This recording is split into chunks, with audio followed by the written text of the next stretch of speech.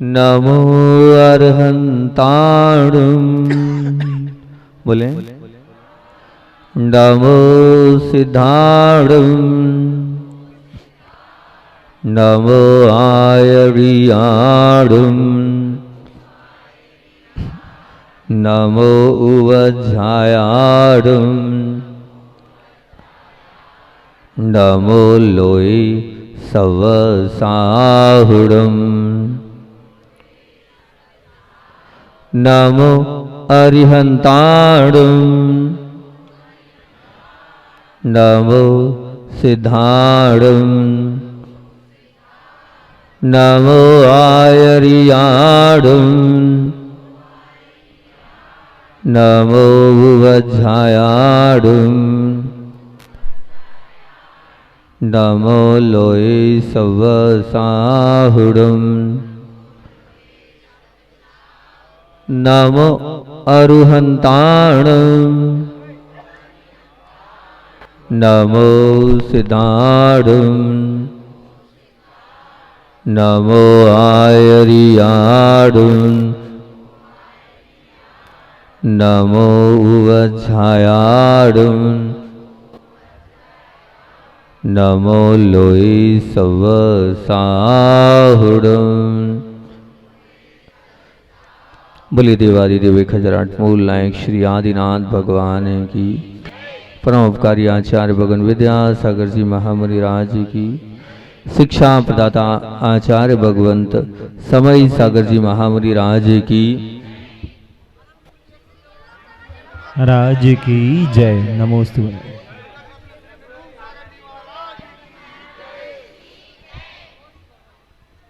एक राज दरबार में बड़ी गहन चर्चा चल रही थी और चर्चा इस बात की थी कि जो बड़े होते हैं, बड़ों को हिम्मत तो होती नहीं कि कुछ बोलते हैं, ठीक है ना। विधायिका महोदय बैठी हैं, अब विधायिका महोदय से हर कोई सी बात तो कर नहीं सकता है।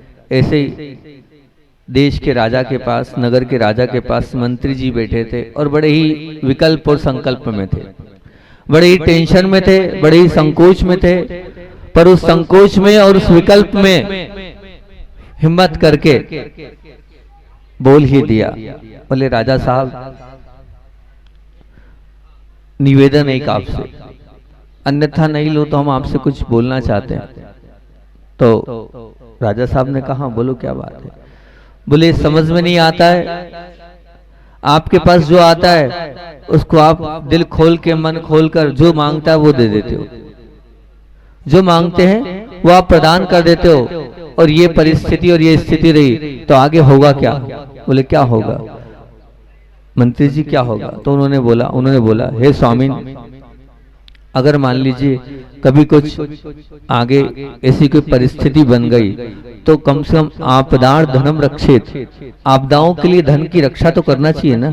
आप तो बांटे जा रहे हो, दिए जा रहे हो। उसी वक्त हमारे भाग्य का क्या भरोसा, क्या हो जाए। राजा ने कहा बहुत अच्छी बात बोली, श्रीमताम को दो आपदा। अरे जो भाग्यवान पुरुष है उनके लिए कोई आपदाएं आती है क्या? बिल्कुल नहीं आती आपदाएं। मंत्री जी ने जवाब दिया, मंत्री जी ने कहा यदि तत्रांत संभेति, अर्थात यदि दुर्भाग्य हो तो भगवान राम को नहीं छोड़ा तो भरा कर्म का उदय किसको छोड़ सकता है, आपत्ति आ भी जाती है। तो राजा ने भी बहुत अच्छे से जवाब दिया। क्या कहा राजा ने? राजा ने कहा संचिति विनिश्यति, अगर संचय कर भी लिया है तो कोई भरोसा नहीं है, आपने इकट्ठा कर भी लिया है, जब समस्या आएगी तो क्या वो संचय धन क्या आपके काम आएगा? यूं ही चले जाएगा। मान लीजिए आपने खूब इकट्ठा भी कर लिया, आग लग गई, मान लीजिए चोरी हो गई और कुछ हो गया, घाटा लग गया, तो जो था वो सब चला जाएगा। तो यदि आपत्ति आ भी जाएगी तो ध्यान रखना जो रखा है वो भी काम नहीं आने वाला है। इसलिए जो है उसको दान पुण्य में खर्चा करके इकट्ठा किया हुआ धन है उसको हम लगा देंगे तो निश्चित रूप से वो काम आएगा। राजा जी ने बहुत अच्छी बात बोली। और बात क्या है, कहा गया है शावकों के लिए, सुनो ध्यान से भानगढ़ वालों, क्या कहा है, ये शाम न विद्या न तपो न दानम ज्ञानम न शीलम न गुणो न धर्म न मृत्युलोके भूभार भूता मनुष्य रूपेण मगश्चरन्ति। क्या बोला है यहाँ महाराज जी, आप तो संस्कृत में बोल रहे हो, हम तो जानते ही नहीं। इसका हिंदी अनुवाद आपको बता रहा हूँ कि जिन मनुष्यों के पास ना तो बहुत अच्छी उत्तम विद्या है, ना हम व्रत कर पा रहे हैं, ना उपवास कर पा रहे हैं, ना ही हम कोई ऐसा सत्कार कर पा रहे हैं, तो क्या करें? हमारे पास ना ही कुछ इतना ज्ञान है, ना ही शील है, ना ही विवेक है, और ना ही इतना धर्म है, और अब सब नहीं है। और उसके बाद क्या करना है? अगर हम अपने इस धन का सदुपयोग कर लेंगे, दान में, पुण्य में, व्रत में अपने आप को लगा लेंगे, तो निश्चित मान के चलना वो धन की सार्थकता। नहीं तो क्या है? मनुष्य रूपेण मगस्यन्ति, यानी मनुष्य के रूप में आप भारभूत हो और पशुओं के समान हो, पशुओं के भांति हो। और अभी भानगढ़ वालों का मन इतना अच्छा नहीं बन रहा है, इतना सुंदर जिनालय बन रहा है, और इतना सुंदर जिनालय बनने के बाद भी आप लोगों की मानसिकता अच्छे से इतनी तैयार नहीं हो पा रही है। मंदिर आप लोगों का बन रहा है, ध्यान रखना। एक बहुत महान और एक बहुत अच्छा व्यक्ति था, ऐसा व्यक्ति था कि समझदारी बहुत, लेकिन जैसे भानगढ़ वाले कंजूसी कर रहे हैं, पूरी दुनिया सुन रही है भानगढ़ वालों का नाम जनवाणी चैनल पे, पूरी दुनिया सुन रही है कि भानगढ़ वाले ऐसे कंजूसी कर रहे हैं। वैसे ही कंजूस सेठ था, आपके जैसा ही महान व्यक्तित्व था। तो अब उनके ही मित्र जो थे वो स्वर्गवास हो गए। जब स्वर्गवास हो गए तो उनके बेटे ने बड़े अच्छे से अपने पिता के मित्र के पास जाकर पूछा, बोले आपको पता तो है हमारे पिताजी का क्या हो गया है? क्या हो गया है? देहांत हो गया है। सुन लो, आलोक के पिताजी, क्या प्रभात के पिताजी है ना, प्रभात नाम है ना, प्रभात के पिताजी, सुन लो ध्यान से। बोले पिताजी शांत हो गए और वो पहुंच चुके हैं स्वर्गलोक, और अब आपका भरोसा नहीं कब आप चले जाएं। जब आप जाएं तो थोड़ा बहुत ये हम आपको दे रहे हैं, ये साथ ले जाना, थोड़ा बहुत दे रहे हैं, साथ ले जाना।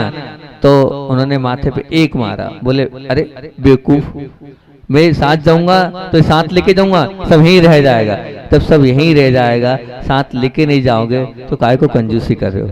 खुले मन से दान और खुले हृदय से आप दो ना, दोनों हाथ फैला करके, हाँ हमारे बड़े बाबा का मंदिर बन रहा है, हमारा जिनालय बन रहा है, और हमारे जिनालय को हम बहुत अच्छे से मनाएंगे।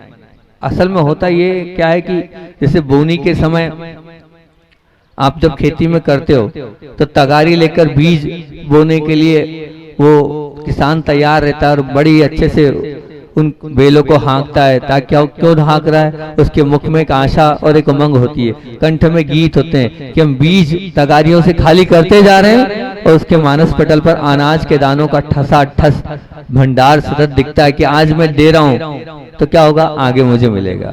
भले ही आज इस भूमि में ये जो बो रहा हूँ, लेकिन मुझे क्या कर देगी, माला माल कर देगी। ऐसे अटूट श्रद्धा है। पर ना जाने क्यों दान के विषय में मनुष्य की मनोवृत्ति दयनीय हद तक कंगाल बन चुकी है कि जहां तक हो सके वो दान के अवसर को टालता है। अभी टाल रहे हैं, बाद में कर लेंगे। दान के प्रसंगों से अपने आप को दूर रखता है, और दान के प्रसंग उपस्थित होते हैं तो इस बात की वो सावधानी रखता है कि कहीं ऐसा नहीं हो कि कहीं मेरे लिए ज्यादा दे दी जाए। इसके बावजूद भी यदि दान की नौबत आ भी जाए तो मनुष्य संभव हो उतना कम ही देता जाता है, और अपनी सामर्थ्य को वो छिपाता हैगा। कम देने के पीछे अलग अलग बहाने बनाता हैगा। और थोड़ा दान अगर प्रसन्नता से अगर दे देंगे, रोते रोते नहीं देंगे, उद्विग्न चित्त से नहीं देंगे, तो मन मसोच कर देंगे, व्यथित हृदय से देंगे, तो रोते रोते जो देने वाला दान है वो बिल्कुल नहीं गा। दान के 3 कलंक है। सबसे पहला, जहां तक हो सके दान करना ही नहीं, वो स्थिति दिख रही है पहली। दूसरी, करना भी है तो सामर्थ्य से कम करना, वो भी दिख रही है यहाँ पर हमें। तीसरी, और कर भी रहे हैं तो रोते रोते कर रहे हैं। बस मुझे तो एक ही जो रमेश चंद जी दिखे, जिन्होंने खुले हृदय से कहा कि महाराज जी आप जैसा कहोगे हम वैसे में तैयार है। दूसरे, हमें तो सौरभ के पापा लगे, कल से लगे हुए हैं, बिल्कुल हम तन से, मन से और धन से तैयार है। तो इन 3 कलंकों से रहित हमें मंदिर नहीं बनाना है। जहां तक हो सके दान करना ही नहीं, ये मानसिकता भी नहीं होनी। करना भी पड़े तो सामर्थ्य छुपा कर नहीं करना है, और रोते रोते नहीं करना है। ये 3 कलंक दान के कलंक है। इन कलंकित 3 कलंकों से अपने आप को निकाल कर अगर परलोक को अच्छा बनाना है तो अनादिकाल से मूर्छा वाले संस्कार है, ये कैसे दूर हो जाएं, कैसे निर्मूल हो जाएं। इसलिए बड़े दान को हर्ष के साथ, प्रसन्नता के साथ हमें करते चलना है, तभी ध्यान रखना हमारी सार्थकता होगी। क्योंकि ध्यान रखना कहा आएगा, खाया पिया अंग लगे, दान दिया क्या होगा, संग चले, बाकी बचा जंग लगे। जो है आपका वो जंग लगकर यहीं कहीं रह जाएगा। इसलिए आप विचार करो, क्योंकि वो जो किसान की बात बोली, किसान के हाथ में वो अन्न के दाने आते हैं, उसके 3 विकल्प होते हैं। एक होता है उपयोग, एक होता है दुरुपयोग और एक होता है सदुपयोग। एक होता है उपयोग, एक होता है दुरुपयोग और एक होता है सदुपयोग। भोजन बनाकर स्वयं के लिए, खुद के लिए, परिवार के लिए क्षुधा की शांति कर ली तो ये कहला रहा है क्या, उपयोग। और अगर मान लीजिए वही द्रव्य फेंक दिया या इकट्ठा करके गोडाउन में डाल दिया या उसके लिए अग्नि में डाल दिया, ये क्या कहला रहा है, दुरुपयोग। और उसी को आपने बो दिया, बोनी कर दी, तो क्या हो गया, ये हो गया सदुपयोग। क्योंकि जो बोया है उसका कितना मिलेगा, हजारों गुना भी मिल सकता है अगर आपका पुण्य होगा। परंतु समझदार व्यक्ति आज कहाँ सदुपयोग की बात में है ही नहीं, वो सदुपयोग कर ही नहीं रहा है। अधिकतर उसका मन दुरुपयोग में बर्बाद कर रहा है। धन की भी यही स्थिति है, इसी प्रकार मन की भी स्थिति, इसी प्रकार शक्ति की भी यही स्थिति है कि समझदार मनुष्य इन 3 विकल्पों में से कौन को चूज करेगा, उपयोग को कि दुरुपयोग को कि सदुपयोग को, बताओ किसको करेगा। आपके पास शक्ति भी है, सामर्थ्य भी है और साथ साथ में धन भी है, तो आपको इस धन का उपयोग करना चाहिए। उपयोग से तात्पर्य ये कि जो आवश्यकता है उसके लिए लगा देना चाहिए। और सदुपयोग का तात्पर्य तो है कि आज बड़े बाबा के लिए आवश्यकता है तो उसका सदुपयोग में आपको लगाकर न जाने कितना गुना आप प्राप्त करोगे। क्योंकि यहाँ के जो बड़े बाबा हैं वास्तविकता में बहुत ऊर्जावान और प्रभावशाली हैं और अतिशयकारी भी। और इस अतिशयकारी भगवान के लिए आपको मन वचन काया से बिल्कुल लग जाना चाहिए। उपयोग से जीवन को सद बना लें और सदुपयोग से बोने में आप अगर लगा लेंगे तो निश्चित रूप से आपका जीवन यथार्थ और कल्याणकारी बन जाएगा। अगर हम कल्याणकारी बनाना चाहते हैं तो आप उपयोग करें और सदुपयोग में लगा लें। मैं एक बात पूछता हूँ आपसे, मान लीजिए आपको कहाँ जाना है, इंदौर जाना है। मान लीजिए आपको इंदौर जाना है, और अगर इंदौर जाना है तो इंदौर जाना है तो उस इंदौर जाने के लिए बहुत सारा लोड होगा, आपके पास बहुत सारा सामान होगा। ट्रेन में चढ़ पाओगे क्या आप? चढ़ पाओगे? नहीं चढ़ पाओगे। क्यों? क्योंकि अगर ज्यादा सामान होगा, ज्यादा लगेज होगा तो शायद आप नहीं चढ़ पाओगे, और अगर लगेज कम होगा तो चढ़ जाओगे। दादाजी बोल रहे चढ़ जाएंगे, बहुत अच्छी बात है। मैंने इसीलिए तो बोला था लगेज कम कर दो। आप कहाँ कर रहे हो लगेज कम? कहाँ कर रहे हो लगेज कम? बाद में कब? बाद में कब? करना ही पड़ेगा तभी तो काम हो पाएगा। ध्यान रखना, क्योंकि दुरुपयोग बर्बादी बिल्कुल नहीं, और उपयोग मर्यादित, लेकिन सदुपयोग अर्थात बोनी बेशुमार करो तो जीवन धन्य हो जाएगा। क्योंकि संसार में ध्यान रखना, इतना ध्यान रखना कि हमें जितना हो सकता है अपनी सामर्थ्य को छुपाना नहीं, और बिना छुपाए अपनी शक्ति के अनुसार हमें करते चले जाना। ध्यान रखना, एक वास्तविकता आपके पास जो धन है उसकी वास्तविकता रखता हूँ। फूलों से जो पानी निकलता है उसे आप ओस कहते हो। क्या कहते हो? फूलों से जो पानी निकलता है उसे ओस कहते हो। और तपेली से जो गर्म हुआ पानी है जो आकाश की ओर जाता है उसको भाप कहते हो। आसमान धरती पर जो पानी गिरता है उसे आप बरसात कहते हो। आंखों से जो पानी आता है उसे आप आंसू कहते हो, और शरीर से जो पानी बाहर होता है उसे आप पसीना कहते हो। जो पानी बहने लगता है उसे आप नदी का रूप दे देते हो, और जो घन होकर जमीन पर गिरने वाला होता है उसको आप ओला कह देते हो। वही पानी जब फ्रिज में रख जाते हैं तो उसको आप बर्फ का रूप दे देते हो, और वही पानी जब सागर में प्रवेश कर जाता है तो आप उसको खारा पानी कह देते हो।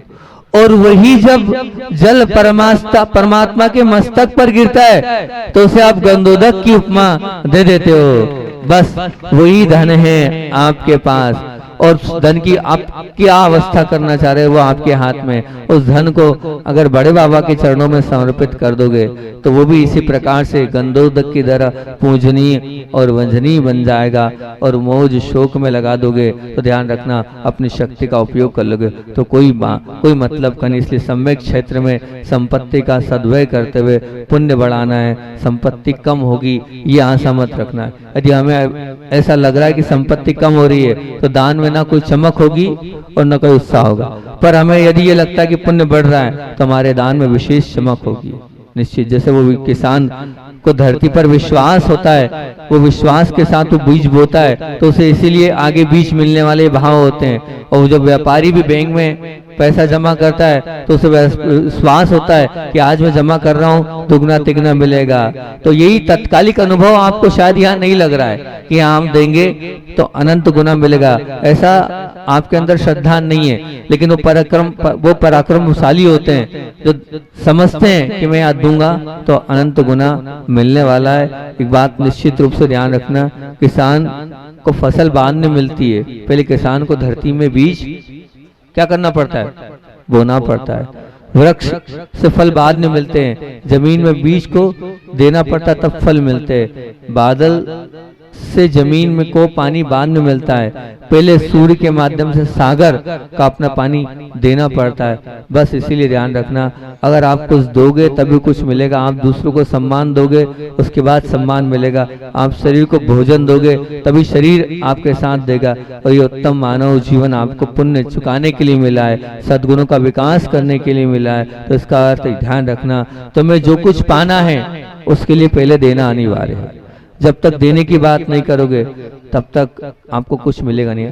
अच्छा एक बात बताओ, आप जब मिठाई खाओगे तो डकार मिठाई का अनुभव मीठे का आएगा कि कड़वे का आएगा? मीठे का आएगा। और जब आप चिरायता एक कड़वा होता है सबसे ज्यादा, अब चिरायता पियोगे तो मीठी डकार आएगी कड़वी डकार आएगी? कड़वी आएगी, निश्चित कड़वी आएगी। तो अब आप अगर पुण्य का काम करोगे तभी तो पुण्य की डकार आपके जीवन में आएगी, नहीं तो नहीं आएगी भैया, ध्यान रखना। हम इसीलिए कह रहे हैं कि अगर पतझड़ ऋतु में जैसे मान लीजिए छांव नहीं लेकिन लकड़ियां तो मिलती है उस पेड़ से भी, अकाल के समय भले पानी नहीं मिले लेकिन खोदोगे तो पानी मिलेगा ही। और वो आकाश अमावस्या की रात्रि से ढका हुआ है लेकिन फिर भी ध्यान रखना कुछ न कुछ थोड़ा बहुत तो प्रकाश करेगा ही करेगा। वो सूर्यास्त के बाद छोटा सा दीपक भी थोड़ा सा तो उजाला देगा ही देगा, भले आपकी कैसी भी परिस्थिति हो, कैसी भी स्थिति हो, लेकिन उसके बावजूद भी आप थोड़ा थोड़ा भी दोगे तो निश्चित रूप से यहाँ पर बहुत बड़ा काम हो जाएगा। और इस कार्य में आपको आगे आना चाहिए, क्योंकि आपका जो धन है वो कर्म सत्ता दो ही देगी, या तो उसको देकर जाओ या उसको छोड़कर जाओ। तीसरा विकल्प कर्म सत्ता आपके पास है ही नहीं। अब आप किस विकल्प को पसंद करोगे, देके जाने को कि छोड़ के जाने को? सत् कार्यों में सदुपयोग के द्वारा अगर आप देकर चले जाओगे तो निश्चित मान के चलना, संपत्ति का संग्रह आपने किया है उसको छोड़ के जाओगे तो तुम्हारे केंद्र स्थान दो स्थिति है। जो देकर जाता है कर्म सत्ता ने हमेशा उसको नवाजा है, और जबकि जो छोड़कर जाता है कर्म सत्ता ने उसकी गद बना दी। तो आप क्या चाहते हो बताओ, देकर जाना चाहते हो या छोड़कर रखना चाहते हो? देकर चले जाओगे तो बहुत अच्छी बात है कि दान देने के लिए अगर आपके पास अंदर से हृदय होगा तो जो है उसमें से निश्चित रूप से आप देते चले जाओगे। और बार बार एक बात ध्यान रखना, जब भूख 12 रोटी की होती है और थाली में 2 रोटी आती तब भी आप भोजन कर लेते हो, करते हो नहीं करते हो कि छोड़ देते हो, है ना? तो इसलिए, और मान लीजिए हम कल भी बोला था कि मान लीजिए किसी से पैसा लेना है, अब 10 लाख लेना है लेकिन 1 लाख भी देते हो कि नहीं? तो इसलिए देने में ये मानसिकता नहीं रखो कि अब जब होगा अधिक होगा तब देंगे, लेकिन लेते वक्त जैसे हम कम स्वीकार कर लेते हैं, लेते वक्त हम कम भी ले लेते हैं, तो इसी देते वक्त भले कम दो लेकिन देने की वृत्ति को, मनोवृत्ति को अपने जीवन में कतात कर लोगे तो बहुत अच्छी बात है। हमारे पास तन भी है, मन भी है और धन भी है, तीनों हैं। ऐसा नहीं है कि तीनों नहीं है, हमारा मन भी है लेकिन मन अच्छा नहीं है इसलिए हमारा मन इतना अच्छा नहीं बन पा रहा है। और हम तो आपसे यही कहेंगे कि आप का ही जिनालय बन रहा है, आपका ही मंदिर बन रहा है, तो आपको बहुत खुले मन से देना चाहिए। एक बहुत अच्छी बात बता रहा हूं। एक व्यक्ति गुरु चरणों में पहुंचा, और सुनना बहुत अच्छे से सुनना भानगढ़ वाला, आप लोगों की बात आप लोगों के बीच में रख रहा हूं। एक व्यक्ति गुरु चरणों में पहुंचा, उसके साथ एक और सज्जन पहुंचे।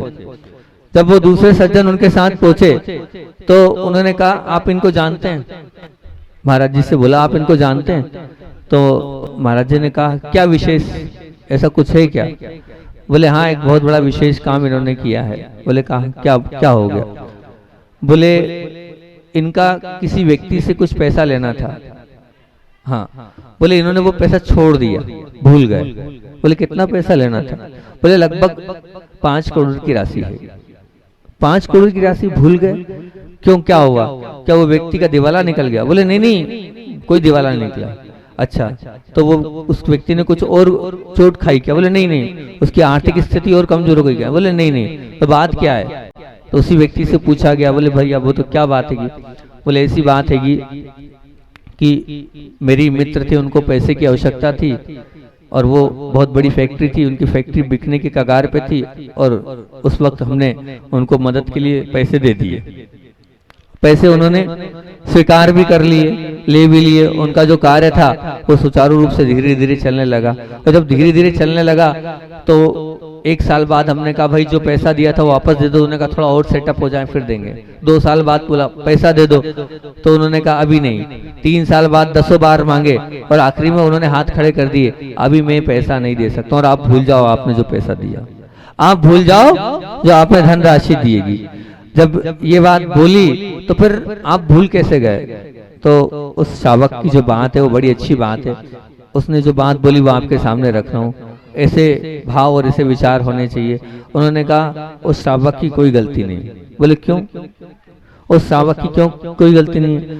बोले जब जिनालय बन रहा था, और जिनालय बन रहा था और समाज के लोग जब मेरे पास मांगने आए, तो मैंने हर बार उनसे कहा मेरे पास क्या है, सामर्थ्य नहीं है, मेरे पास क्या है, ताकत नहीं है, मेरे पास क्या है, अंदर से जो है हिम्मत नहीं देने की। अब सामर्थ्य नहीं है होने के बाद भी 5 करोड़ जब हम दूसरे को दे सकते हैं, और मंदिर के लिए हमारे पास सामर्थ्य नहीं है, और आपने मना कर दिया था, जब मेरे पास ताकत थी और मैंने बड़े बाबा को धोखा दिया है, इसलिए अगर वो धोखा दे भी रहा है तो उसमें उसकी कोई गलती नहीं है। गलती किसकी है?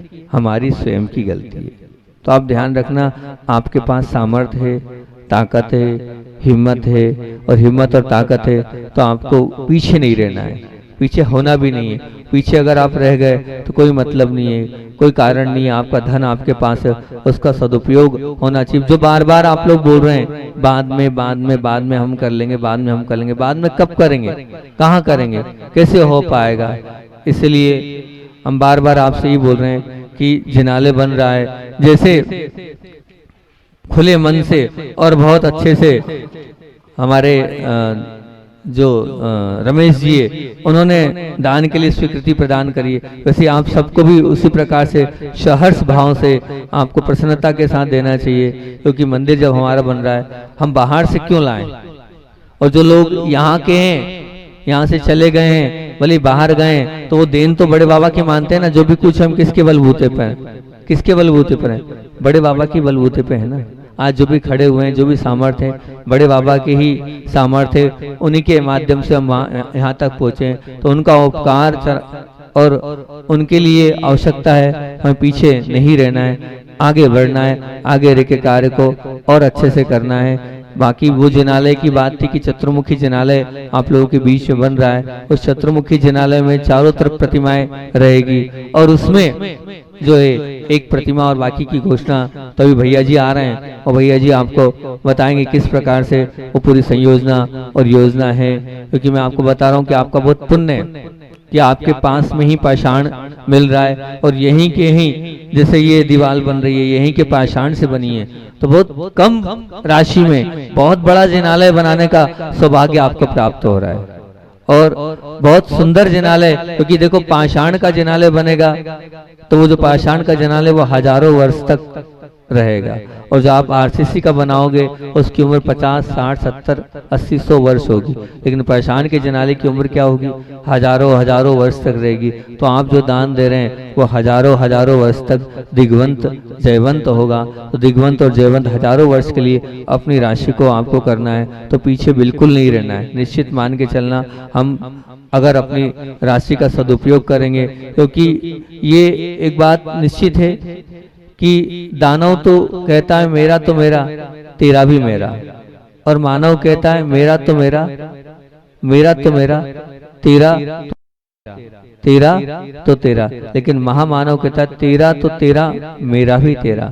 और महात्मा कहता न मेरा न तेरा, चिड़िया रेन बसेरा। इसलिए हमें ये नहीं कह रहा हूं आप महात्मा बनो, लेकिन कम से कम आप महात्मा नहीं भी बन पा रहे हो तो भाग के इस जीवन से जुड़कर आप अपने आप को बहुत उत्कृष्ट करना चाहते हो तो कर लो। ध्यान रखना, ब्याज में लगाया, कहाँ गए? एक सज्जन बैठे थे, अभी तो दिख रहे थे, अभी कहाँ चले गए? हाँ, वो पीछे खड़े हैं, पीछे खड़े। हम गए आज उधर जंगल के लिए, सौरभ के बाजू में खड़े हैं। हम गए जंगल में, उधर देखा बहुत सारे ट्रैक्टर की ट्रालियां खड़ी है। मैंने कहा इतनी सारी ट्रैक्टर की ट्रालियां?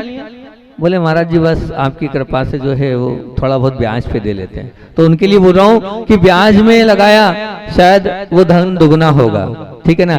व्यापार में लगाया शायद चौगुना होगा, कुछ खेती बाड़ी भी खरीदी शायद 100 गुना हो जाएगा। इनकी बढ़त की एक सीमा है, लेकिन ध्यान रखना यहाँ बड़े बाबा के चरणों में लगाया वो अनंत गुना होगा। वो कितना होगा? अनंत गुना होता चला जाएगा। इसलिए अनंत गुना करना है तो आप पीछे मत रहो, आगे रहो, और आगे रहकर अपने दान का, अपने धर्म का, अपने पास जो पैसा है उस पैसे का सदुपयोग कर लो। क्योंकि वहाँ कहा गया है, क्या कहा गया है? बहुत अच्छी बात कही गई हैगी। एक बहुत सुंदर सी कारिका आती है, उस कारिका में, आगम की वो कारिका है, उस कारिका में ये बात कही गई है कि सबसे उत्कृष्ट क्या है? सबसे उत्कृष्ट उन्होंने कहा है जिन बिंबम जनागारम जिन यात्रा प्रतिष्ठितम दानम पूजा सिद्धांतम लेखनम सप्त क्षेत्रकम।